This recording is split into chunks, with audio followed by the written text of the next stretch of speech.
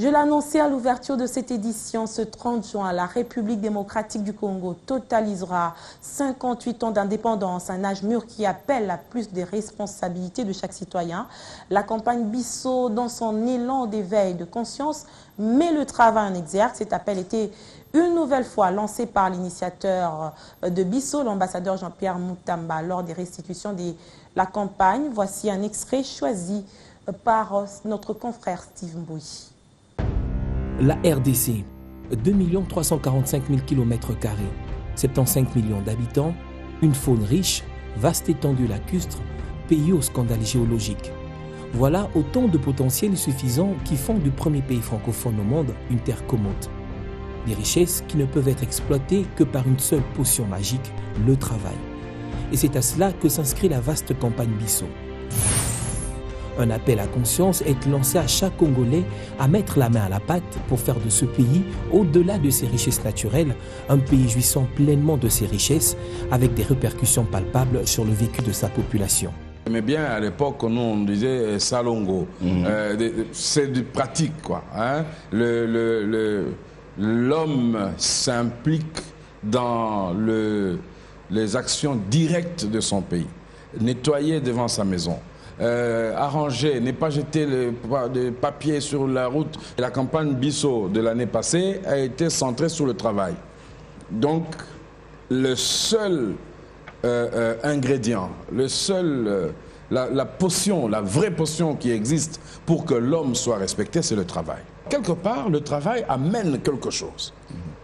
Et nous avons beaucoup insisté sur le travail.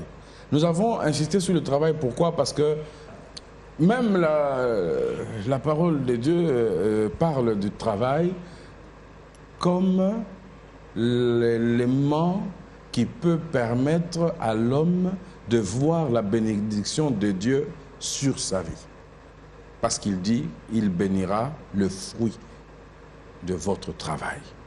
Votre travail sera béni. Donc quand vous commencez un travail, vous voyez les résultats, vous êtes content. On dit, celui qui ne travaille pas ne mange pas. Et cet adage est valable pour nous aussi, Congolais.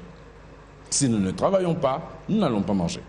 Mais encore, faudrait-il que ce travail effectué se fasse dans un esprit d'optimisme. Chaque Congolais et Congolaise devrait alors se focaliser sur une cible particulière pour ne pas aller en ordre dispersé, mais former un front commun. C'est en tout cas l'avis du vice-premier ministre, ministre du Budget.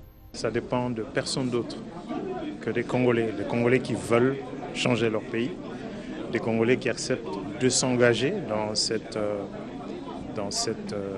aventure pour changer leur destin. C'est de cela qu'il s'agit. Il ne s'agit pas de rêver, il ne s'agit pas d'exprimer un simple vœu pieux, il s'agit de se donner des objectifs et de travailler pour les atteindre. Et c'est ça l'appel que le chef de l'État avait lancé en 2011 déjà, pour que les Congolais s'engagent à devenir un pays émergent à l'horizon 2030. Qu'est-ce qui devrait nous faire douter, nous Congolais? Quoi? Qu'est-ce qu'on chercherait dans un pays et que nous n'avons pas? Vous savez qu'il y a des pays qui manquent même de l'eau. L'eau. 25% d'eau douce en Afrique, on les trouve au Congo. 25%, le quart. La forêt. Je pense que nous n'avons aucune raison de douter de nous, parce que Dieu nous a donné un pays riche et beau. Le Congo émergent ne serait possible qu'avec le concours de la mainmise de chaque fils et fils du pays. Main dans la main, dans le travail, ce qui permettra à la RDC d'atteindre son apogée.